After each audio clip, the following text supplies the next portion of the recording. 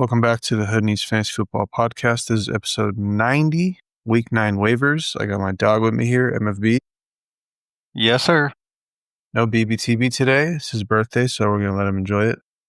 Gave him a day off. A day off from slaving away on the Hood Needs because it's, a lot of work. Anyways, Week 9 Waivers are here. We got players at every position to help you hopefully get the edge and maybe win the next couple weeks. For QB, JJ McCarthy is going to start next week. Carson Wentz just went on IR after that Thursday night matchup where he was dying, which I don't know why they left him in the game, but I guess they just were like, well, go ahead and just use whatever energy you got left, buddy. And he looked like he was dying, like literally suffering. And they were just like, yeah, you're good. You gotta just finish this one off. But so that was, I don't know what was up with that. But yeah, rostered in 23% of leagues. He may not be that good. They have such a good schedule coming up that it's just worth a stash on your bench. Yeah, they have a great soft passing schedule up ahead for them. So it's not even a terrible stream this week in a divisional game with the Lions. But I would expect better games after this week from JJ McCarthy. Yeah, I wouldn't be looking to start him this week. If you had Baker going on by this week, upcoming, or I don't even know who else is on by, but there's a couple of QBs that are going to be on by this week that you may need. Justin Fields on by. Yeah, no one's thinking about starting. If you're starting a Browns QB, they're on by. Yeah. Jalen Hurts also on by. There you go. JJ McCarthy might be your plug and play, but I would probably not be trying to depend on him. Next, I added to this list Tua, who decided to go crazy and throw. I think he threw 4 touchdowns this last week. Very low rostered, 19%. Do you think he does it again? Do you think I didn't even see the game, but they just torched Atlanta, man. Yeah, was super interesting to me because Atlanta has been a very stingy defense up till that game. I think it's not the craziest stream to me. I remember why I put it in here. They played Baltimore. Yeah, Baltimore's pretty soft to throw on, and the Ravens are favored, but it's still a 50.5 total game.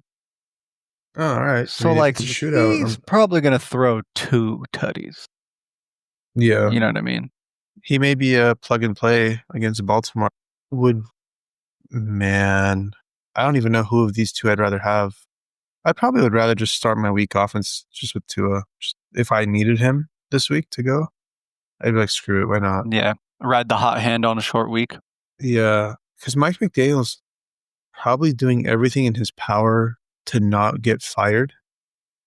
So this is probably a result of that. That's my guess as to why they went crazy against Atlanta like that. But yeah, I mean, who knows? That's it for QBs. Nobody else really worth picking up or that's not already heavily rostered. Let's move on to wide receivers. At the very top, Troy Franklin, man, who had himself a fire week this week 8. Only rostered in 37% of leagues. Definitely worth an add. I think Marvin Mims went down with an injury. I'm not sure what it was, but if he's to miss time, then Franklin is, we saw in that game, Franklin would benefit from that for sure. That game was just nuts, bro. That game was just crazy fantasy points galore, especially for the Broncos, right? Yeah, 100%. Which we did talk about a bit last week. I'm not sure if he's super solidified in the offense, right? Because they spread the ball out to a lot of guys, right? 100%, yeah. They throw to both running backs. They throw to Evan Ingram. They got Pat Bryant there. You got Sutton as the one.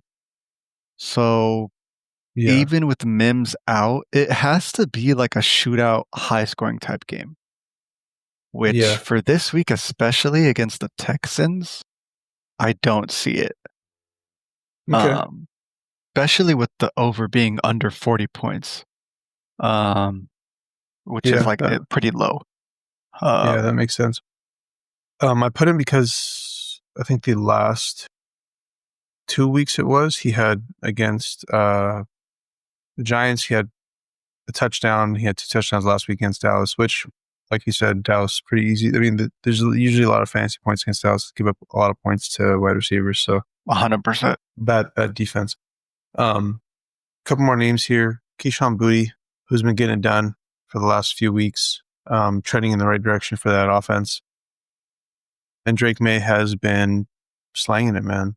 So he's definitely worth an ad, only rostered in 40% of leagues. Another name, Christian Watson, only rostered in 16% of leagues. He's definitely worth an ad. They featured him. It's his first game back against Pittsburgh. They get Carolina next week.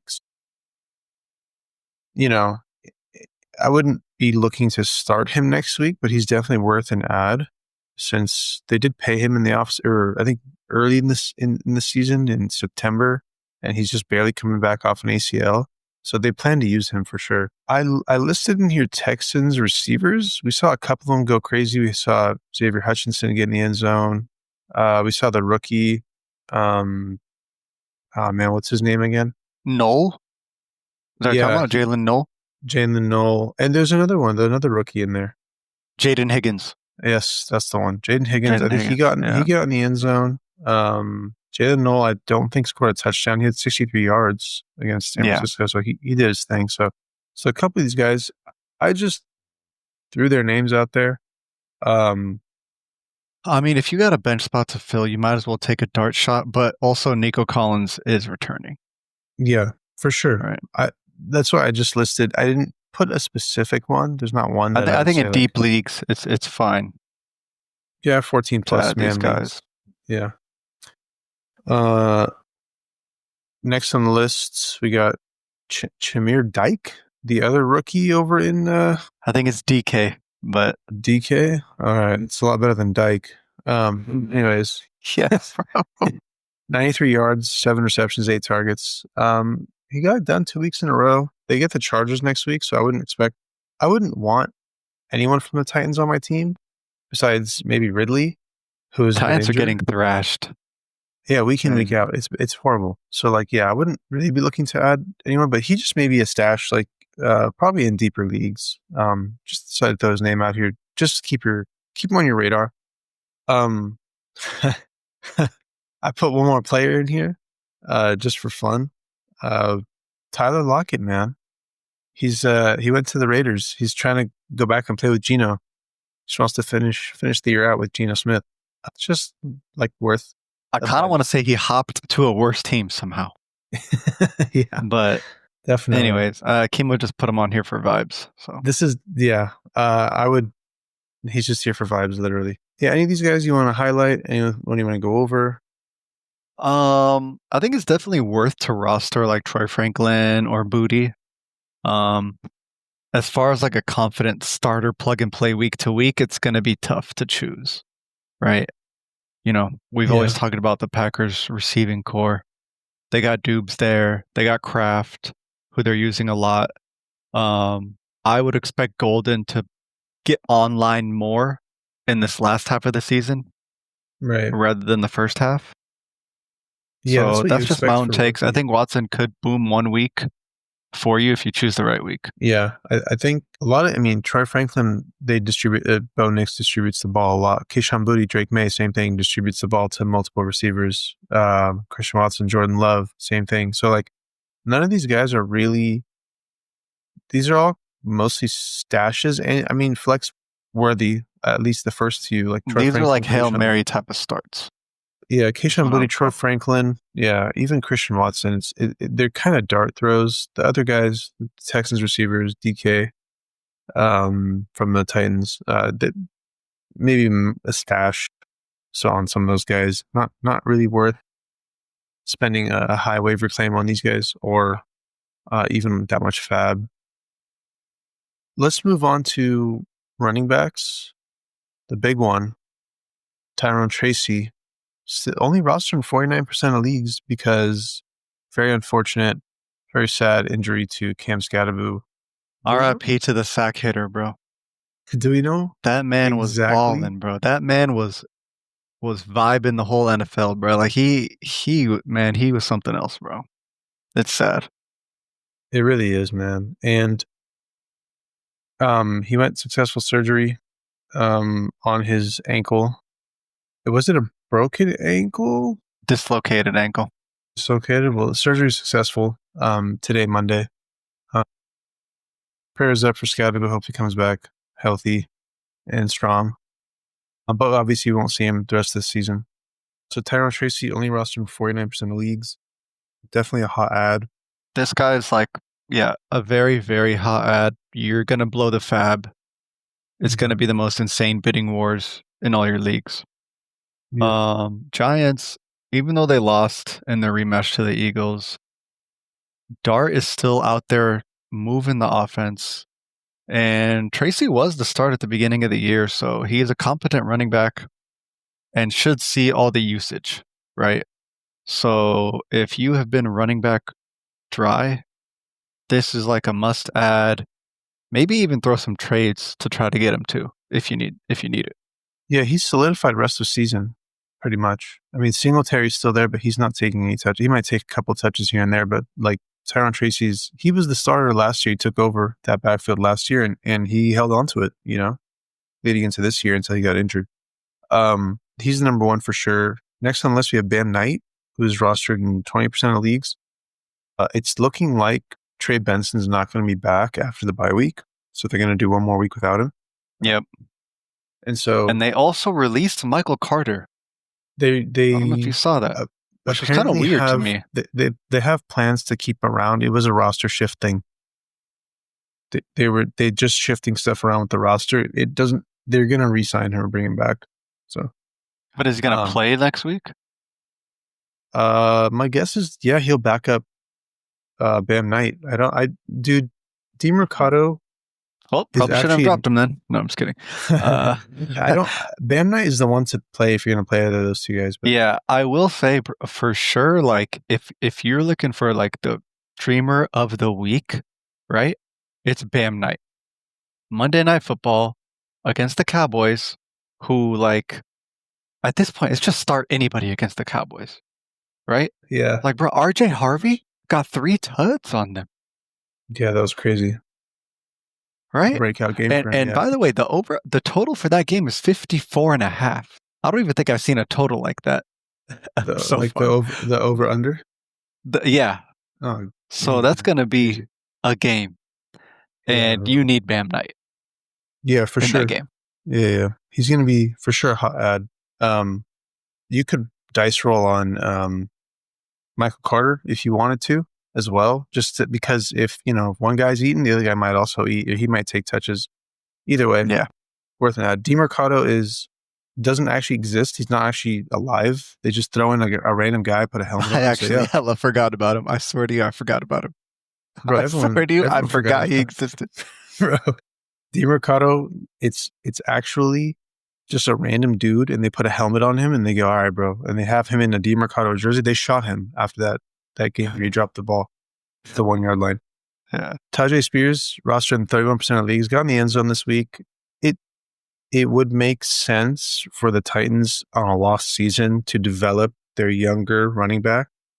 And yeah, that too. I will say this is also could be a sneaky ad because they're talking about Pollard getting traded away. Okay. So if that happens, right, and they don't get our running back, in return, then Spears is the guy. Now, it's not that amazing because obviously he's still in the Titans. But like you could have confidence like, yo, I got like some starting RB on my team at least, Yeah, there's not really anyone else there unless, like you said, they add another RB to them in the trade if they get rid of Pollard. There's not really anyone there to take work from Spears, so it would be all him. They've been leaning towards, even last year, splitting time with Pollard, and then this year, of course, as he came back, he's splitting more and more time. It's like 50-50 timeshare right now, I believe. So yeah, I don't know about Pollard being traded away. I'd need to actually see something more solid, but yeah, definitely worth an ad anyways. Especially with running backs going down and them being scarce in general. Next on the list, Tank Bigsby. I put him in here because Saquon had an injury. It was a hamstring, but It's like a the groin or reports are something. saying They're being weird about it, but go ahead. that's right. That's right. It looked like a hamstring. Sorry, it was listed as a groin injury. But the reports are saying that he could have continued playing if he really wanted to, or if they needed him to. So this is a wait and see. If tomorrow you go out and they say, oh yeah, Saquon's totally fine, then if you're a Saquon owner, you should go pick up Tank Bigsby, just in case, because we saw what he did to the Giants in relief of Saquon. So if Saquon were to actually go down, Tank Bigsby would be that guy, and he would get, all that work. Last but not least, Isaiah Davis, rostered 9% of leagues, who I think scored a touchdown in that game against the Bengals when they came back and won. Wild game. Crazy, completely man. wild game for that kind of matchup. They had no business winning that game, and they did it. But Isaiah Davis, especially if anything were to happen to Brees went crazy that game. So they could be looking to move him on the bye week, and then Isaiah Davis would take over and be that guy over in New York. Again, same situation as Tajay Spears, not really on a great offense, but if you're that number one guy, it's worth having him on your roster as like a flex play or something. That'll do it for RBs. Is there anyone that I missed that you could think of off tops? I was gonna put Dylan Sampson here because Quinshon Judkins, but they're labeling him day to day, and they're going into a bye week, so I'm not really looking at. Dylan Sampson, decent ad. Maybe also keep on the lookout for Samaje Perine. He's been having a decent amount of usage in the Bengals right now, so yeah, in that you offense, could keep out for that. Keep an eye out for that too. He might be a deep stash. Like if you just need something, RB, like just Samaje Perine, no one's touching him. That'll do it for running backs. Let's move on to tight ends. At the top, Harold Fannin, who got in the end zone this week. 46% rostered. He was a hot ad in the beginning of the season. They've been dealing with QB swaps. They've been, QB mishaps. It's also annoying because like Njoku's there and they keep running, these 12 personnel or just, sometimes one or the other. And it's kind of a headache. Both are very solid though, right? Like this offense loves 12 personnel. Yeah, it moves. So it's always a decent tight end option, especially because tight ends right now, besides tight end week, where you probably had a blast. Oh, have fun with that. That shit's over. Yeah. So it's back to the wasteland. Yeah, no, for sure. I mean, he's just worth an ad. I put him in. Worth an ad, but they are on bye this week. Keep that in mind. Yeah, so you're not gonna be able to use him. So you probably won't even need to use a waiver claim on him. If you're desperate at tight end, sure, go ahead. But I wouldn't spend a high claim on him. Juwan Johnson, he's back. He disappeared for a few games. 34% rostered. Has been picking it back up the last few games. Like I said, he disappeared for middle of the. I think the first 3 or 4 games he was decent, and then disappeared for 2 games. Last week or 2 weeks ago against Chicago, he did pretty good. He had 79 yards. This week he had 53 yards. They get the Rams, who have been pretty stingy to tight ends, but like we said, tight end wasteland. It's been tough. You may be able to go ahead and add him, and who knows, maybe you have to start him. Last but not least, I put Colston Loveland on the list. He's only 22% roster. He didn't really do anything per se this last week. Nothing crazy, but they do get Cincinnati, who have been the number one matchup for tight ends. We saw. I think this is a matchup where Loveland could do something. Yeah. Also a high total game, 52.5 total. So should be a fire game. Yeah. Loveland could come and do something. Cincinnati seems to just ignore the tight end position. So this, if there were to be a game where he caught a touchdown, this would be that game because he has 0 on the year so far. That'll do it for tight ends. Not really very many tight ends available. Most of them are already rostered or not worth picking up. Let's move on to some kicker options and then some defenses to stream. Kicker, Jason Myers for the Seattle Seahawks, who's coming off a bye. He should do pretty good. I think he has a good matchup, like kicker matchup. They're playing Washington, so it should be good. Then they get Arizona, and they're probably going to score a ton in Arizona. So he probably use him for a few weeks. And he's been pretty good overall. Tyler Loop, rostered in 44% of leagues, the Baltimore kicker. Man, Lamar Jackson comes back, that offense is going to move. So get him while you can. He's still under 50% rostered, so he may be out there in your leagues. I would 100% pick up Tyler Loop and just start him each week. Once Lamar's back and that offense is moving, you will see a lot of kicking opportunities for him. 100%. Some streaming options. Jacksonville coming off the bye, 7% rostered. They get the Vegas streaming Raiders. Defense options. Oh, what did I say? You said streaming options, but defenses. The viewers know. Yeah, all two of you that are listening. Jacksonville playing against the Vegas Raiders, who now have Tyler Lockett, secret weapon. So watch out for that. Jacksonville should be fine. They're coming off a -4 point L against their defense scored -4 points against the Rams. That's the defense itself hasn't done good. They're not a good defense, right? And obviously not a good fantasy defense either. But yeah, they were they're against the Raiders, and the Raiders kind of a dumpster fire. Yeah, they were looking solid beginning of the season, but yeah, somewhat, yeah, but not really good defense overall. The Rams rostered in the Rams might be worth to blow some fab, bro. With the Saints QB situation, and do you want to guess how much the Rams are favored to win by? Against the Saints, it has to be 11 or 12.5 points. Very good guess. It is 14, bro. 14.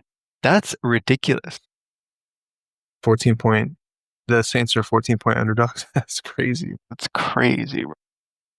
We saw Spencer Rattler get benched this weekend. Tough scene for him. He started off the game hot. He was 6 for 6 or something, or 7 or 8 for 8 or something like that, and then just fell apart. Not getting it done. They need to make changes. I don't know why they didn't just draft Shador, bro. We'll never know. The world will never know, bro. I mean, it's just you look at the situation and you're like, dude, you kind of put yourself in this situation where now you're having, what's his name? Chader? The quarterback? What's his name? The guy that's behind Tyler Shuck.